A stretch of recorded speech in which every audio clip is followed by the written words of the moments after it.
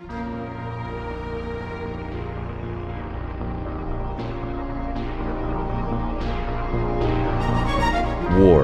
by J.C. McRae, a production by Parahuman Audio, performed by a cast of fans and volunteers.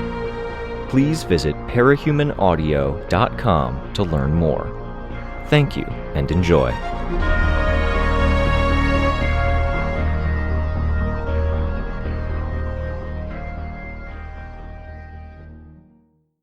Arc 18, Radiation, Chapter 6.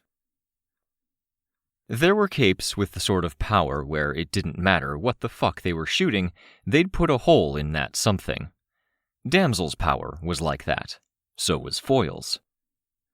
Over the course of the last 50 minutes, 4 more had joined my squad. All trying to do something, to find a weak point, slow a Titan down enough, get at a joint or incapacitate a limb. There were capes where it didn't matter what the fuck was coming at 'em. They'd take the hit and stay in the fight, or do something equivalent.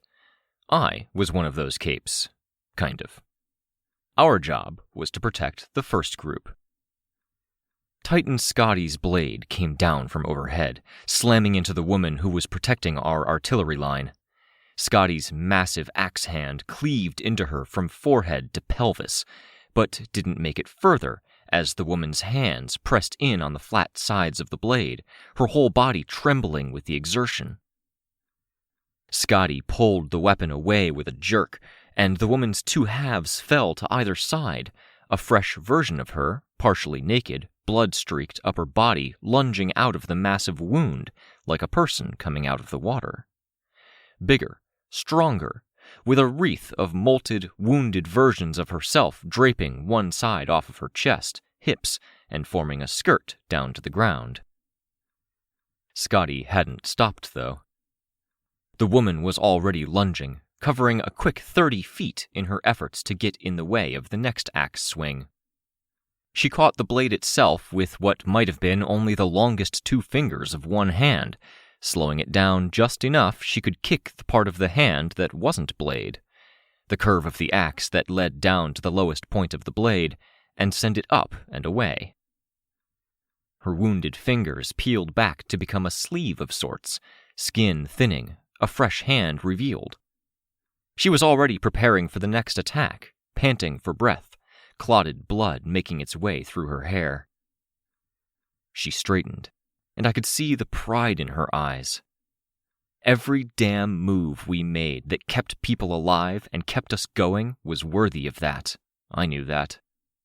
I knew that the Flower of Hecatomb was the cape who had been brought to our world by Khepri and never put back where she belonged, and her journey had been a long and hard one. She turned to say something, because she'd bumped into someone in her haste, and she came face to face with a person who was trapped in a dissolving state, 30% of a person frozen in time, their bodies cut off at a point, the edges constantly shedding a smoke of geometric shapes, triangles, circles, squares. A tinker in a business suit with a floating platform the size of a trash can lid, little desk terminal rising up to his chest, and a gleaming tinker mask that made it look like there was a hole in his face you could put an arm through. He was so close to her they could have touched each other. Another cape from another world that hadn't found his way back. He'd acclimatized more, spoke our language. I saw her head turn more as she realized the reality of the situation. First, looking past the one person she'd tried to apologize to, she saw the people she'd just tried to save were already safe, phased out of existence. Every body or body part that was in the way of harm gone. Everyone who had been cut in half frozen in stasis. I saw the pride disappear as the tinker gave her the briefest looks before hitting buttons on his desk, ending the stasis. The capes he'd affected resumed moving. The person Hecatomb had tried to talk to became whole again, looking very surprised to have a 10-foot-tall, gore-streaked woman with bronze skin looming over him. I could imagine the horror Hecatomb felt as she looked the other way. The artillery line was a number of our stronger attackers who couldn't really navigate the battlefield itself. At one side, the side she'd just tried to save from being axed, there was an amorphous cloud that people were delivering their attacks to. A matching cloud was very close to Titan Eve, and produced some kind of nanotech replication of every strike and power effect, calculated and adapted to in the fly. At the other end of the line, capes with short-ranged abilities were getting help from Gunnery Ann, one of Advanced Guard's backline capes, who handled the training of their rookies. She added range to all abilities, turning strikers into blasters. Some master minions even translated, rust spiders with 50 twitching, spindly limbs getting a brief touch from her before leaping hundreds of feet to where Titan Scotty was embroiled with the long glowing tendrils of a shaker effect. They offered a constant barrage of fire, point-blank attacks extending for hundreds of feet to scour and carve into Oberon's back and sides. Had been getting help from Gunnery Ann. Had added ranged to all abilities. Had translated. Had offered a constant barrage. Oberon hadn't even had to turn his head to look. A leap with a backflip and hooved feet struck road. The ones who weren't beneath the hooves were still torn up into froth, bodies torn up as hooves dug deep into the road's surface, churning up a violent mess of snow, ice, cracked asphalt, and gravel-filled subgrade. Out of position, Hecatomb reached a spot 2 seconds too late, struck at the hoof and ankle, and was left to stand there amid ruined bodies as Oberon leaped back. It took seconds. One bad call, by a cape who had been fighting for 40 minutes with zero room for error. Hecatomb was too front line. The Tinker, ex nihilo, was too much of a backline cape. They didn't know each other, didn't speak the same languages, probably, and hadn't been positioned to know where each other were. I wanted to tell her it was okay, that she shouldn't take it to heart. I could have given her a hug when she had been working to be a hero in a strange world where she knew nobody and nothing, and that heroism had come down to this. One mistake she would carry with her for the rest of her life. I wanted to condemn her, to yell at her, to say that if she couldn't keep people safe, she needed to let us know, because Oberon had just torn through 20 capes, and we couldn't afford to lose those capes. They were humans, most of them people fighting for humanity's sake, with families, friends, teammates. They were people who could do some damage to Titans, and we had too few of those. And every person that died increased the chances that if and when the next breakdown came, cracks spreading, Titans rising, each and every death we'd suffered here could be the one that made the critical difference between someone turning into a Titan or not. I didn't make a call on exactly what to feel, because I had shit to do. With no resolution made, the feeling sat heavy on my chest, like all I had was the common element between the two contradictory impulses, feeling disheartened, profoundly sad. All I could do was carry that feeling, like when hiking, tired as shit, and then being made to carry another 10 pounds worth of stuff for the remainder of the way. Our capes who weren't annihilators or survive most things were on the ground, some using powers, some providing others a chance to get around. No end to this slog in sight. That thought came with a panicky feeling, one I wasn't willing to carry. I flew harder, focused more. Damsel had leaped off of a building, blasting with her power to extend the leap, black dress and hair flapping behind her. Oberon brought up one hand, almost a stop motion, except backhanded, and produced a delayed shockwave, if it could even be called that. A wall of force. She had already stopped blasting, brought her hands forward, and blasted her way past that wall of force, one-handed, knees pressed to her chest, head ducked down. As close to a cannonball one might hope to manage while putting out maximum recoil, reality-shattering force at full blast. A second later, she blasted behind herself again, to regain forward momentum. Titan Oberon took a step backward. I flew after Damsel, anticipating that Oberon might attack, and when he chose to attack Foil, I instead shouted, "Hold!" She stopped using her power. My boots found the spot on her back between her shoulder blades and at her tailbone, steadying her rotation through the air. I flew, driving Damsel forward and toward Oberon. I stopped, let her carry on forward. "Sveta! Damsel!" Damsel swatted at his face with a two-handed blast as she hurtled one direction and he lunged the opposite way, toward me. Sveta was airborne, tendrils out and ready to catch her. I dodged Oberon and dodged the spray of blood that gushed from his new head wound. Foil. I shifted direction. Foil had leaped off of a building as Oberon sent a shockwave rippling toward it. Gundeck had fired a salvo of 10 missiles at her with some weird, fucky targeting. She stepped on each missile in turn, buying herself seconds, buying me seconds to get to her. Oberon punched out another shockwave, heavy with his breaker energy. I put myself between Foil and the blast, and felt it saturate the force field, making it pull apart. I felt something tug on my force field with immense strength, the shockwave. I canceled the force field, dismissing it and letting that clinging energy fall away. Behind me, on either side of Foil, dust, snow, gas, and other airborne material was glowing gold-green before that same tug threw it into the face of the nearest building. The shockwave, delayed, and extra effective against a material that had been made even more weightless, even more vulnerable to outside forces. The force with which it struck the building made the building creak. People on the ground used shaker powers and changer forms to survive the impact. Re-enabling my force field, I caught Foil, bracing her head and back with multiple hands. Off to the side, the missile barrage turned in the air and chased Titan Oberon. I followed her gaze.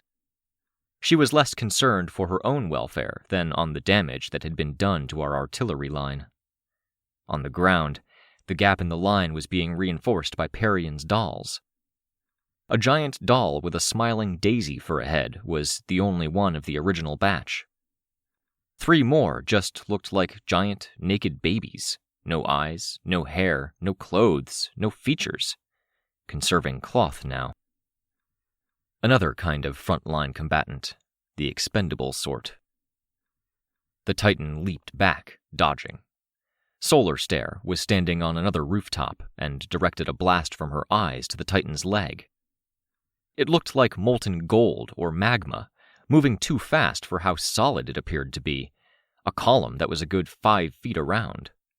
Chunks of Titan Oberon flew free with the blast. The intention was clearly to slow the Titan down so the missiles could catch up. Instead, the Titan rolled with the blast, ducking and almost twirling as it was driven back. 2 of the 10 missiles were caught up in Solar Stare's blast.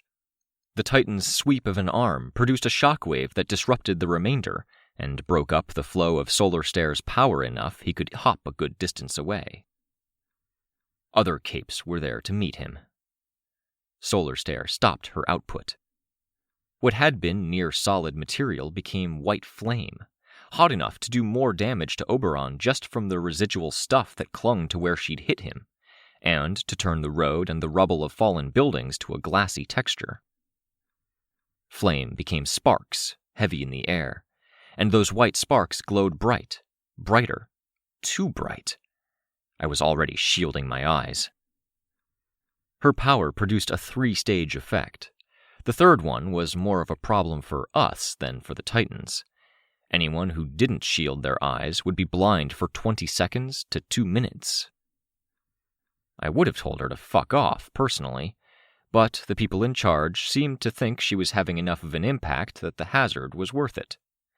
If Gundeck weren't here, someone who worked with her and managed her, then I might have questioned if they realized it.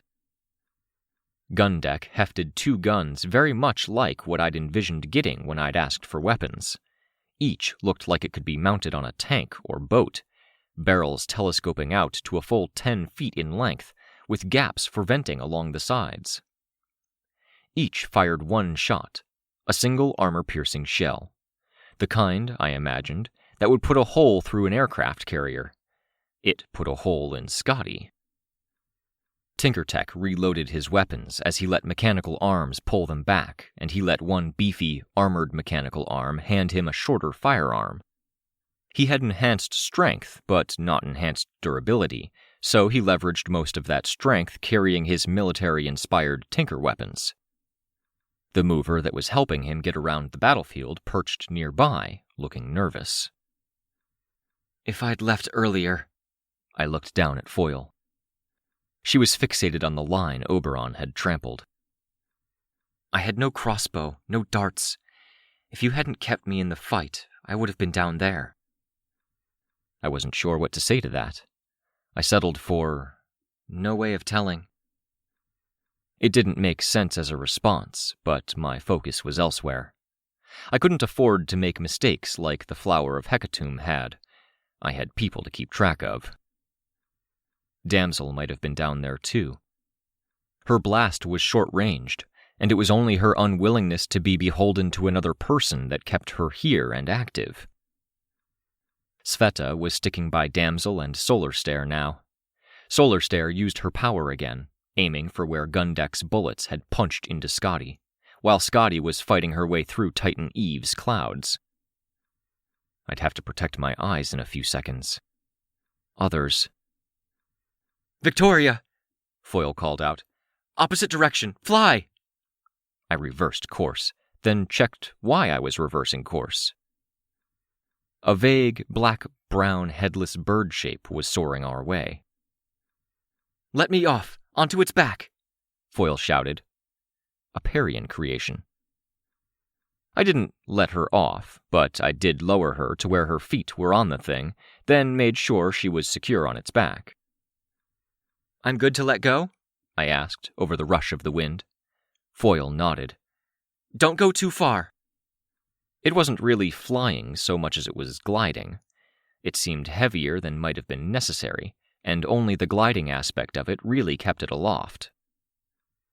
I stayed flying with Foyle, making sure this was okay. Scotty teleported, appearing on Fumehood's opposite side, and was blocked by a wall that formed while she was mid-swing. "She's out of supplies," Foyle called out. I thought she meant a Titan at first. "Parian?" "Yeah. If she's using leather's her best material, but it's hard to get. We've done this before. Trick is that she needs to keep an eye on me. She can't see out of her creation's eyes." "I can keep doing what I'm doing if that's easier." "Others need your help. I trust her. She probably has a reason." The others. I pulled away a bit, still close enough I could fly in to catch Foyle if she fell or if a shockwave rippled past us. Gundek had a mover to mobilize him, but sometimes needed proper, outright protection. Solar Stare was in Sveta's company. A cape I didn't know was flying close to them, playing defense. Team was the fifth of our 6 annihilators, though I was more of the opinion that Solar Stare and Team weren't quite in that bracket. He was more independent, circling around looking for opportunities. Team had flirted with joining heroes and villains at different points, with the closest call to actual commitment being when he'd stuck with the Crowley Fallen for a bit. That he gravitated toward the jackass-type cape and seemed so reluctant to actually commit to anything, including a serious attack against a Titan, left me with a less-than-stellar view of the guy. When he did act, he produced a tide of what looked like all the master minions that had gone from the drawing board to the trash bin. Too small, too weak, missing essential parts. Most were so dumb they fell or wandered into cracks in reality. Still, I'd keep him alive. Number 6 was the leader of the girls at bat. The gas from Titan Eve's attacks against Scotty was getting uncomfortably close to her. Sveta was close to her, one of 3 capes fielding the far side of this particular clearing, where a half-dozen stomps had leveled buildings and gas had leveled more.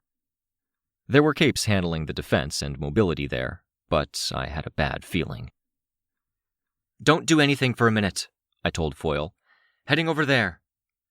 Foyle used a hand gesture, the syndicate connection letting Parian know what she meant. The headless bird lifted her further up and away. It took me a minute to get to our 6th annihilator. I had a second to hold my eyes closed, bringing up camera feeds. Capricorn was bridging gaps and making the shattered landscape easier to traverse. I could see evidence he'd shored up a building nearby. I would have been nervous if I'd been on the ground beneath that kind of structure. Rein was helping with the wounded. I already knew what Sveta was doing. Right now, she was getting Solar Stare out of the area as the artillery line gave their all to try and take down Titan Oberon. Much of that was in the nanotech blob that hovered over him. Hurting him was slowing him down. It was the Prancer effect, that his power made him more and more agile as he avoided harm. The sustained onslaught kept him from picking up speed. Lookout was on the computer. She gave me a wave as I checked in. Text appeared outside of my field of vision, above where my eyebrow was. "Dragon wants help when you are free." I nodded my confirmation. Dragon had been in the fight earlier, leading one wing of the artillery line. Scotty had gone after her enough times that she had backed off, so the Titan wouldn't hurt bystanders in the course of attacking Dragon. Now and then, she fired off shots with her laser cannon, but most energy went into force field protection for the non-artillery back line. Relief capes, care for the wounded, and, from my syndicate awareness of Tattletale, I could tell it was the Thinkers, everyone who wasn't actively fighting. More stuffed animals were marching out of that encampment. These ones were bloody, dusty. The fabrics that they were made of were recognizable. I saw some that had the hard, angular designs of advanced guard, panels of body armor dangling if they weren't worked into the materials, straps aplenty, reflective material. Tiger and unicorn. How did that conversation go? Can I strip the dead to use their costumes for my stuffed animals? The cape I'd come to help was Switch Hitter, leader of the girls at Bat, and not a cape that had sought out the big time by any means. She wore a wool baseball cap with a brown ponytail sticking out the back, a winter baseball coat, scarf, and domino mask, and her legs were skinny in black leggings beneath the heavier top layers. She held a baseball bat in each hand, but each one was power-touched. One was elaborate, ornate, with the appearance of... I was distracted by Team, who was airborne, his silhouette barely visible behind the output of what had to be thousands of minions, ranging from the size of a quarter to the size of a bear. Titan Eve stumbled, and her wall began to break up. Scotty gouged her. The tide of creatures turned on Scotty and made her buckle. Some, it seemed, were clinging and doing a bit of damage. The bat looked like it had been encased in craggy glass or ice, the interior replaced with a localized galaxy or black hole. Glittery motes of light swirled around in a dark central nexus. It rested against her shoulder. The other bat was wreathed in gold horns, trim, and other decoration that didn't seem to touch the bat it lazily rotated around. The wood at the core glowed. The bats didn't match her costume at all. "You're a sight for sore eyes," Switch told me. She swung the gold bat, the other one still resting against her shoulder. A slash of gold flew out and hit the wall of hard gas, parting it. "Trapped?" "Nah," she said. I thought for a moment she might be a Rachel type, not prone to explanation or sharing, but then she added, "Lonely, freaked out, and my eyes are actually sore. These goggles, they do nothing." She attacked again, a trio of one-armed swings made with enough force and intensity that I had to imagine the bat was made lighter by her power, or she had some good muscle on that arm. The slashes cut through the wall and hit Titan Eve. If you need an escort out, protection while you do anything particular... If I go, who's replacing me? She asked, her back to me. I don't know. Nobody, probably. We'll manage. Will we? She asked. She threw the galaxy bat to the side, and it was wood as it clunked against the rooftop. She took a two-handed grip on the golden bat, and it grew to double size. She began swinging again. Not that Titan Eve or Scotty even seemed to take particular notice of the efforts. Scotty was her overwhelming, ongoing concern, still focusing on Eve as a primary target. You were using the galaxy bat earlier. It seemed to do more.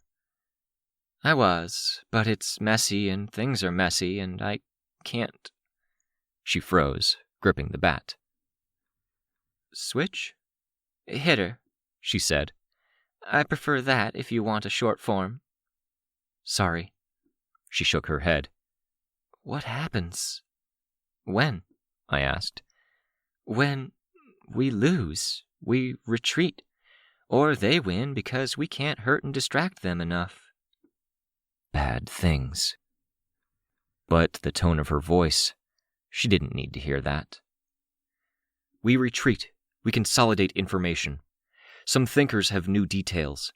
My team's tinker said she had scans. Something will probably come up.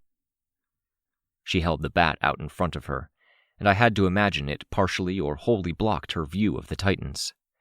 It moved with every breath she took, and it moved a lot. So many people are dying. Yeah. I'm tired. Come on, I told her. I can take you part way. Rest, drink, decide if you're coming back into the fight. But you're no good like this. You've been at this a while. She shook her head, swallowing hard, still holding the bat out. My teams, they're out there, with the... She shook her head, hard. She made a small noise as she swung the bat, hard. The golden lash that seemed to peel off the bat smacked Scotty in the shoulder, carving out a furrow. She didn't straighten up right away, breathing hard. In the ranged fire group, the bullpen, they'd lose heart if I called out. I can't. They said, Warden said, I'm one of the people who can really hurt these bastards. The ranged fire group. The artillery line. The shape of Scotty and Oberon in the clearing obscured Switch Hitter's view of the artillery line. I felt more than a little impatient, as much as I understood where she was at.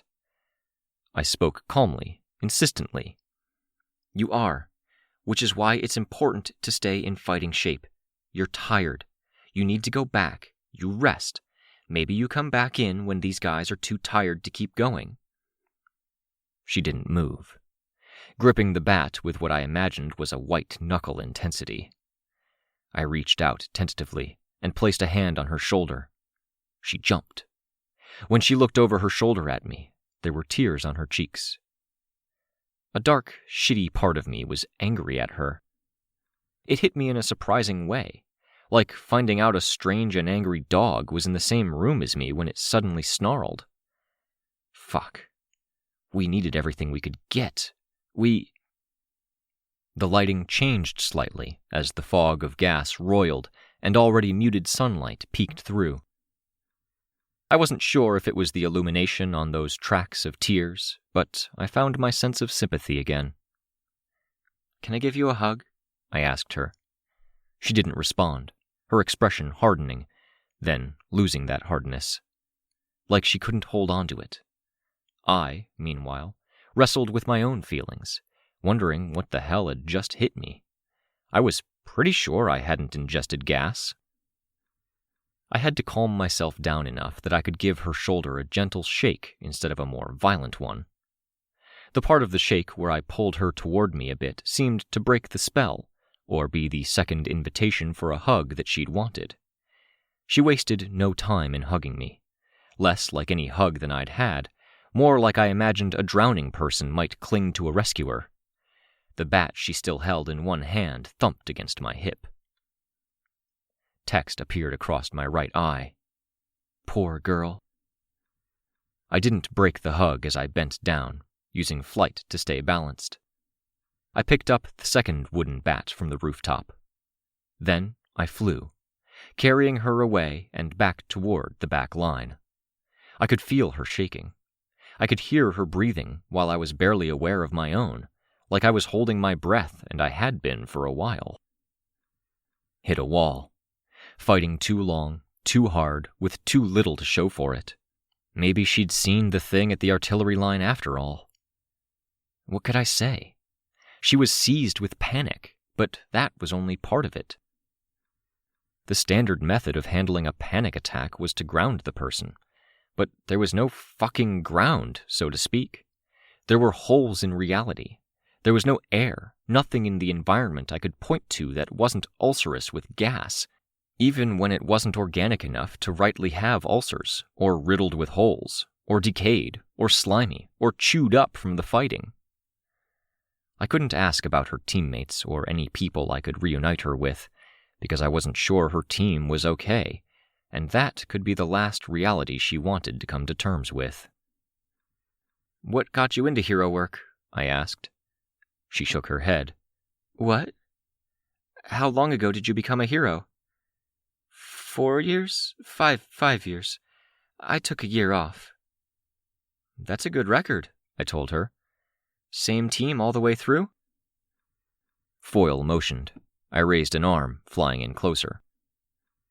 She made another motion, and then she dove, serrated railing spear out. She slashed Oberon along the back while he was using his shockwaves to tear through the tide of Team's minions that poured down from high above. I followed her, ready to catch her if something happened. Oberon did another one of those punches that seemed to infuse the very air with breaker energy. It clung to a force field one of our defensive capes was holding up. The force field came apart violently. Oberon bolted forward. A single shot from gun deck stopped him mid-stride. He resumed moving, charging into the building gun deck was on. Gun deck used a back-mounted rocket to get back and away. Oberon pushed over the building and, in the process, collided with Damsel. She'd been within the upper floor of the building, using her power to hold and contain a large sphere of the annihilation energy. Sveta evacuated her as the building came to pieces, and Oberon fell over, a large hole in his upper chest. It didn't stop him, but one of his arms hung at his side. I was with Sacred Heart at first, Hitter said. I used to be a warrior angel. It was cool, and then it wasn't. Legend might have opened doors, but people can still be shitty in private. The team management said I could do whatever I liked, but the guys who were being shitty could do whatever they liked, too. I could see the warrior angel theme working a lot better with the galaxy bat and the golden bat. I'm sorry, I told her. That's why you had the gap year? I felt her flinch at a loud impact in the fighting below. Quit for a year. Perfect timing. No teammates when the end of the world came. She was breathing more normally now, which wasn't to say she wasn't still audible with it, still faster than I would have liked. Foil was waving me down. I really wanted to go drop Hitter off, then come back to support the teams, but... shit. Detour, I said. Sorry. No, do what you have to. Foil was steering the gliding bird. I flew over and provided some support, so it wouldn't require so much effort to keep the bird aloft, and so the movement would be smoother. Antares, I'm retreating, Foil said. Oberon's hurting. Scotty and Eve have a stalemate, and that's a balance we can maintain. How much longer? Foil asked. If you tell me it's 10 minutes, I'll push through, but I don't think it's going to be 10 minutes. I looked from her to the Titans. Oberon was focused on recuperating, and Team was making that difficult, flying up and pouring more minions on the Titan. Scotty kept trying to find weaknesses in Titan Eve's defenses, and when she succeeded, she delivered heavy, gouging blows. Eve's gas didn't seem to affect Scotty much. "Damsel is at her limit, and I think she'll start making mistakes soon," Foyle said. "She needs to retreat too, but she won't because she's proud." I looked at Damsel, who was with two of the capes who weren't Sveta. Sveta was helping Gundeck pick up tech that had been damaged. Foyle continued. "The expendable troops like Parian's stuffed animals are running out. One of the flying defenders we were leaning on got taken out of the fight by the green mess on his force field. This is working," I said. "Slowly, but it's working." "It's not working," Foyle said, back straight, voice firm. "I think if we go back, they're going to tell us that. It cost us so much to get even this far. You fly, you don't use your muscles to lift. Some of us have been running, climbing, fighting, scrambling for cover for close to an hour.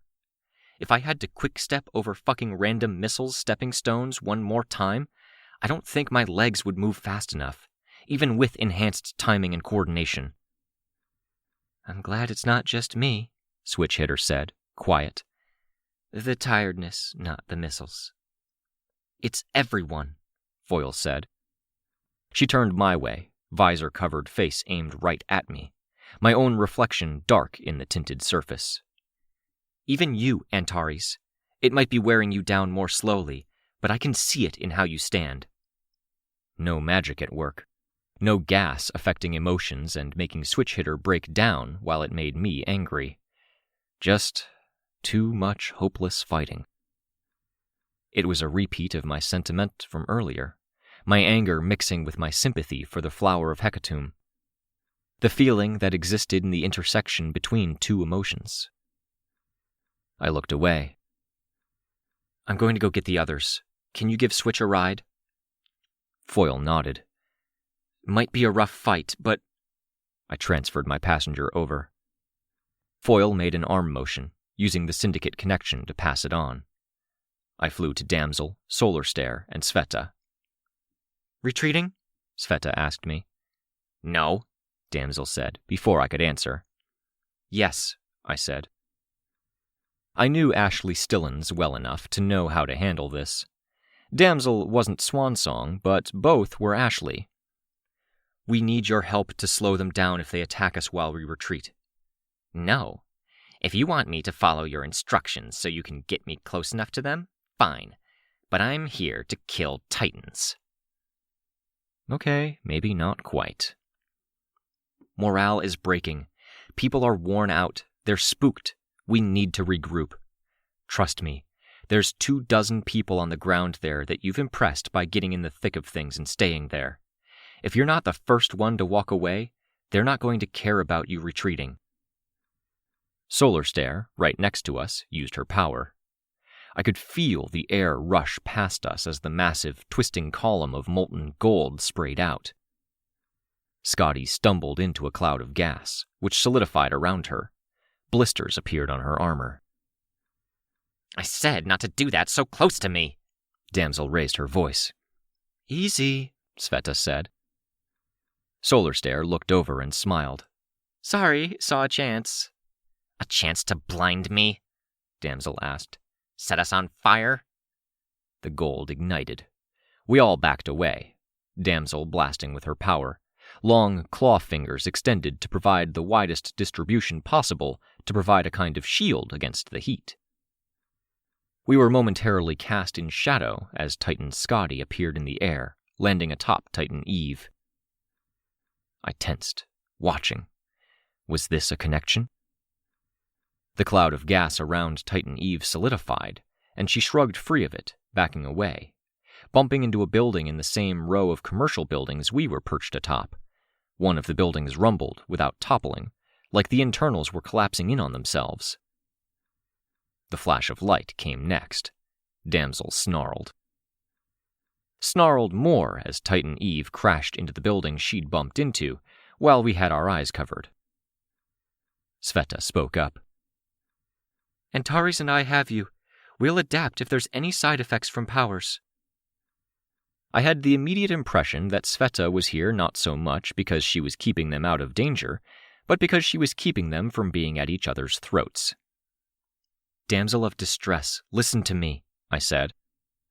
"Don't talk to me like you're my father, using my full name. You saw the dream. You should know what I did to him." "I know, and right this second I don't care. Fuck off. Listen, they aren't going to care if you back off," I told her. "You kicked ass. You hurt Oberon. You got your moments. But if you stay and you die, they're going to pity you." I saw emotions cross her face. I saw new emotions take over.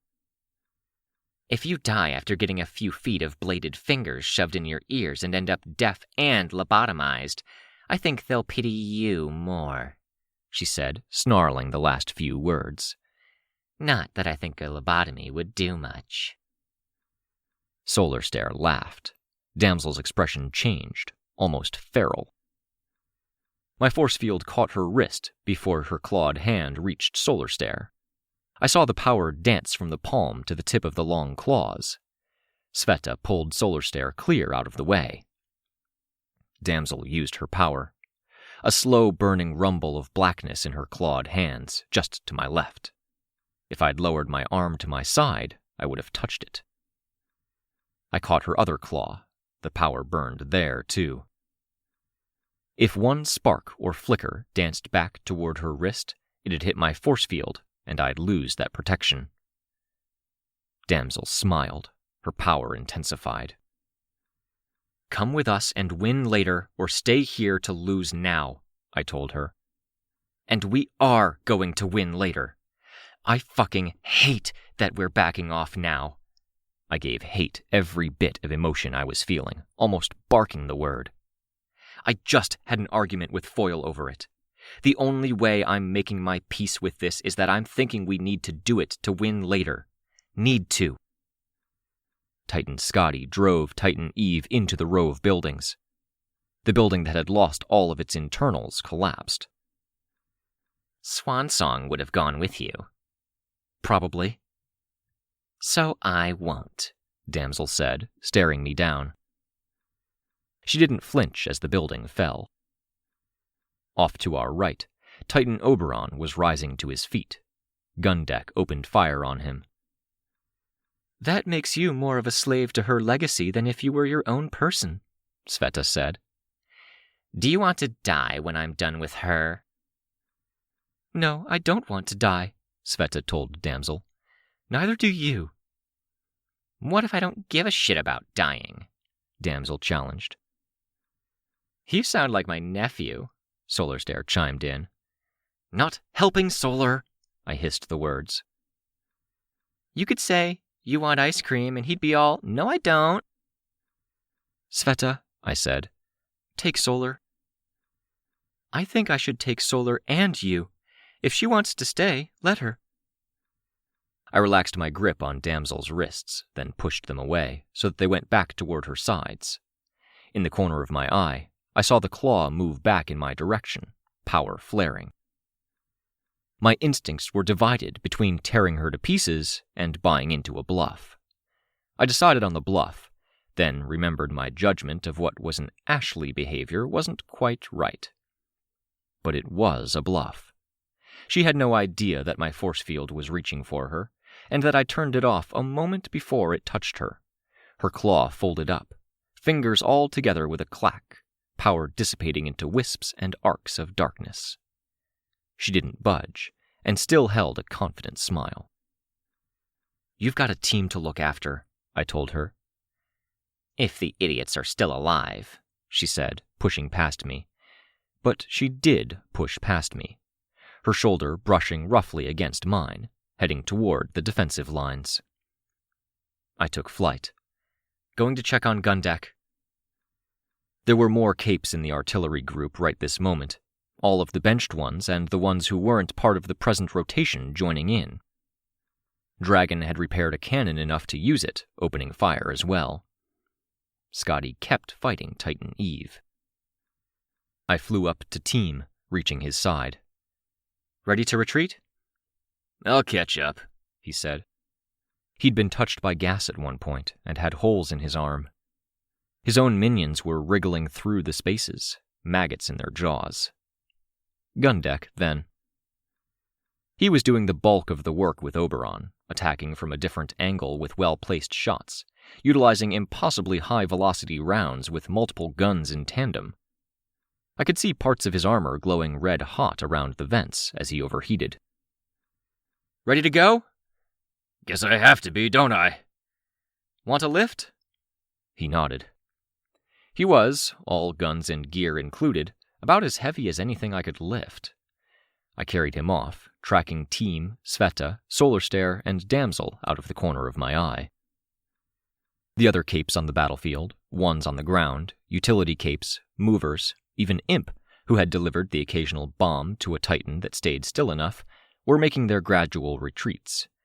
I didn't fly at my fastest speed, just so I could keep tabs on them. Gundeck fired one shot, and my force field failed. He dropped out of the air.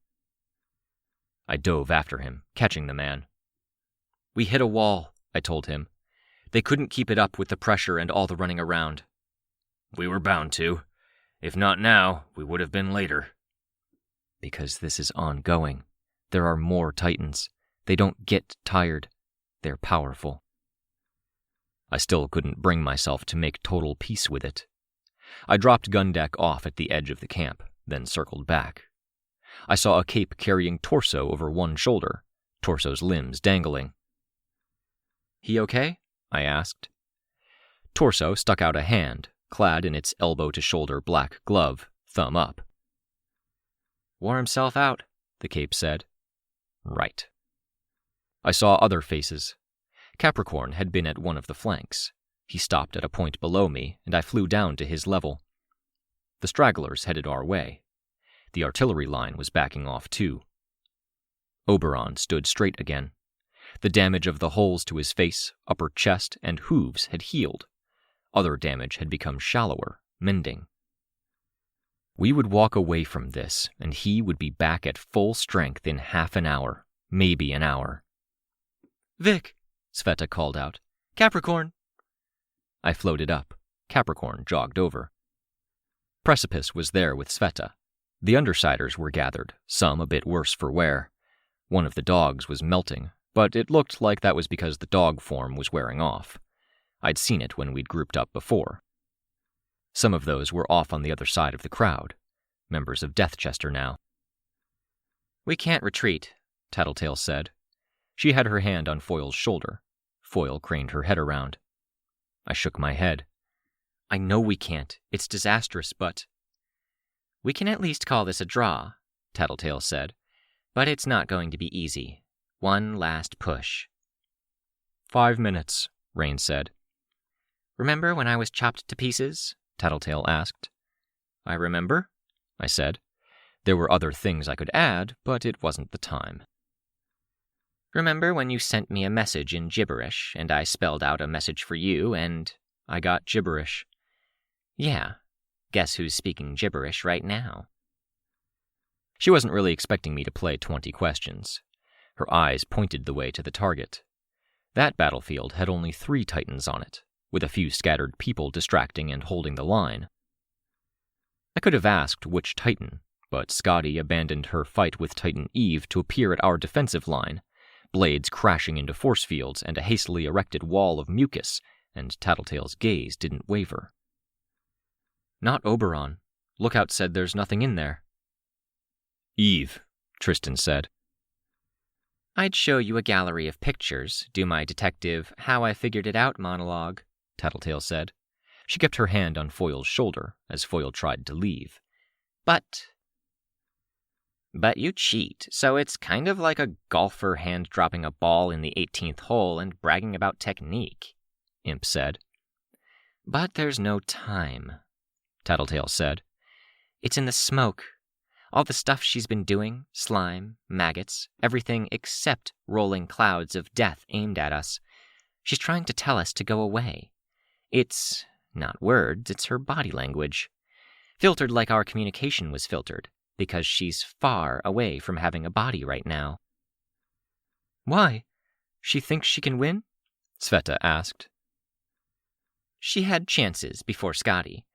Right now, though, she just wants to retreat. She'll go to Dauntless, Titan Kronos. All we have to do is keep those two Titans occupied while another group goes after Titan Augur. They'll defend their network. Then Titan Eve ceases to be a threat. It's a draw. Now that we know Titan Eve wants to retreat, thinks she wants to retreat, Imp butted in, we have a way out. And it's temporary and it's shitty, and we'll have people running off to fight other Titans, but it's the best we can do for now, Tattletale said. Sometimes you talk and you keep talking, Rachel said. Sometimes she keeps talking? Imp cut in.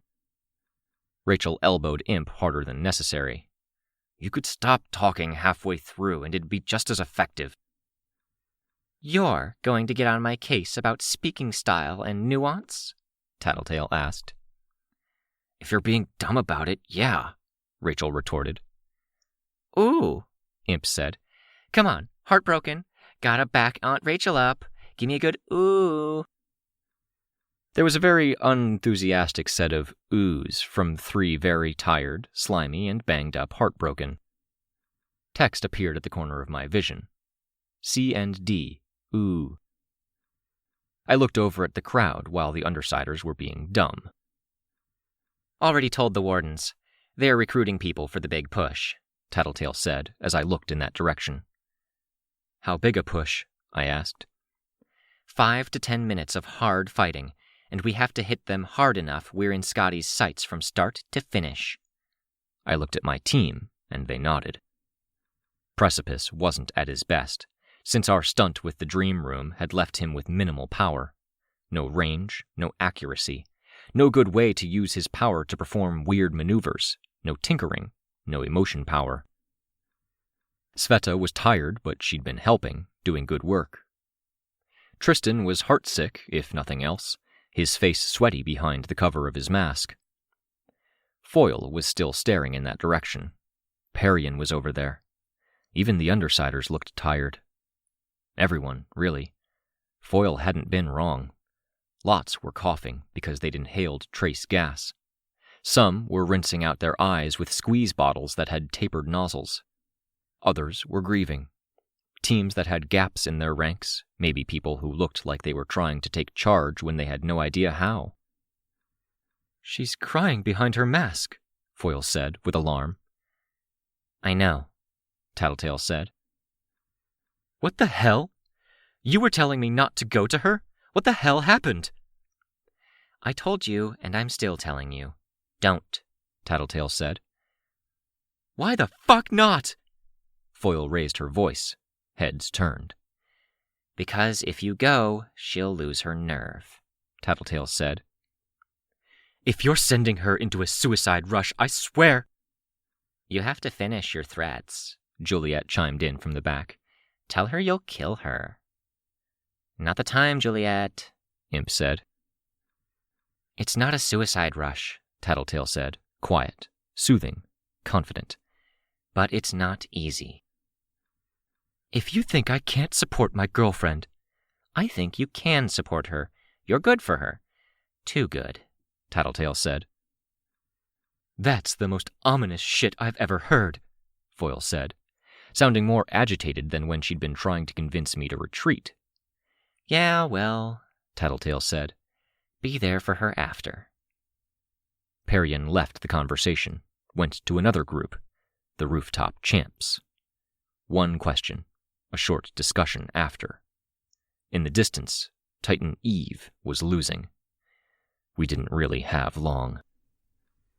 I floated closer. The wardens gave me permission for some, for most, Parian said. They're marking some. I asked other groups. I can't really stay. They keep telling me to hurry things along, but... No, the woman with the feathered dragon boa as her costume feature said, sounding unsure. He'd want to help, another member of the group said. That, the third member started. Fuck, maggot. Pressing my brain. Paralyzed part of your face, Feather Dragon said. Yes or no? You're the tiebreaker. Yeah, he said, bowing his head. He wants to help. There, it moved. Thank you, Parian said. She turned to leave, saw Foil, and stopped in her tracks. Tattletale pulled Foil in the opposite direction, away. I floated up a bit, watching Parian, because the wardens seemed to be waiting for her. People were running out, telling groups to get ready, making last-minute recruitments. And I saw her approach the row of bodies, people covered in sheets, some with people standing by them. She took the sheets, drawing out threads and weaving them together. Then, with telekinetic control over fine blades, she began cutting into bodies. Some had been crushed, some had been cut, others afflicted with gas, their skin ulcerous. Oh my God, I heard Foil. She pressed her hands over her mouth. Flayed skin sewn to skin, like Parian had used cloth before. Orifices sealed shut. People became parts of a wider canvas. That canvas, with many dead, began to take form. The sheets became one doll. Like Parian's bigger creations, it reached a height of about 20 feet. I'd seen smaller at the fight against Leviathan. This one remained featureless, nothing spared for decoration. Bloody, because the sheets had covered people that had been torn apart. When thread ran out, she began using tendons from the body, or hair. Skin stretched like most cloth didn't, but that wasn't why it was so much bigger, or why it seemed more flexible than the cloth creations, less clumsy. How long have you fucking known? Foil asked below me, her voice raw. Since last year, Tattletale said. We were figuring out Rachel's power, why it was different with Bastard than with the dogs, why it was better with some others, best with Rollo, her first. Turns out the dog that she had when she triggered wasn't a full dog. Half coyote, we're guessing. It always worked better with half-breeds, always will. She still prefers dogs. Rachel grunted. Par always said it wasn't intuitive, like most people find their powers, Foil whispered. That was essentially what she said before she asked me for help, just in case. The thing took form. It wasn't Titan-sized, but it was a bit bigger than the Gibberim Knight had been. Skin stretched translucent thin. It was mostly human-shaped, streaked with the blood that had leaked out in the flaying. It looked like she'd only had permission for a third of the dead. Foil wasn't the only one who looked horrified. Wardens were calling out their orders when a shadow fell over the camp. Scotty plunged her blade straight down at Parian. The skin thing struck out, protecting its controller, wrestling Scotty to the ground. She cut, and the telekinesis that saturated the skin seemed to protect it from the cut. From there, a share of the capes joined the fight, focusing on Scotty. And we had our orders to tackle Oberon, to keep him busy. Go, Tattletale told Foil. She doesn't want to see you. I don't want to see her. Not like this, Foil replied, her voice choked with emotion. Holy fuck. Go, Tattletale said, insistent. Fuck you for telling her. She always knew, deep down inside, I think, Tattletale said. Oh, fuck off. You know her background, how she triggered. It was always about skin. Foil shook her head. It was Imp who steered Foil away, heartbroken right behind her. Parian's creation was putting up a good fight. Only a few places were cut, but the telekinesis was holding, and the cuts were being stitched. Fumehood, Titan Eve, no, Fumehood was already fighting as she made her retreat. The fastest capes were engaging Oberon. Team had never left the battlefield. I took flight. No question now that we'd get our draw for this encounter. Scotty pinned down. Oberon still a bit damaged. If it could be called a draw. Fumehood was still in there if that thing was trying to communicate. Trying to pull its punches and scare us off instead of annihilating us. horrifying and noble in equal measure. And we fought by similar measures, drawing out the last of what we had available to spare, some of us paying our own prices. I reached the Titan, and I drew on my partner's power to deliver the first blows of the second round, screaming while I did it, because she couldn't.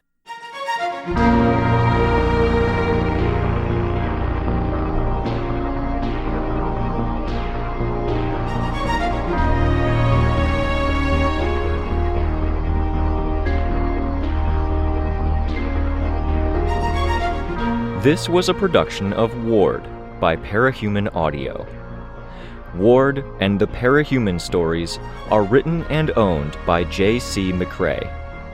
You can find the original text and support the author at parahumans.net. For more of the Ward audiobook, as well as other community works, please visit parahumanaudio.com. Music for this chapter was by Evan Witt. Find out more at wittynotes.com. Editing by SamuraiBuko. Narration by Robert Rein Ramsay. Find more of their work at our website. Thank you for listening.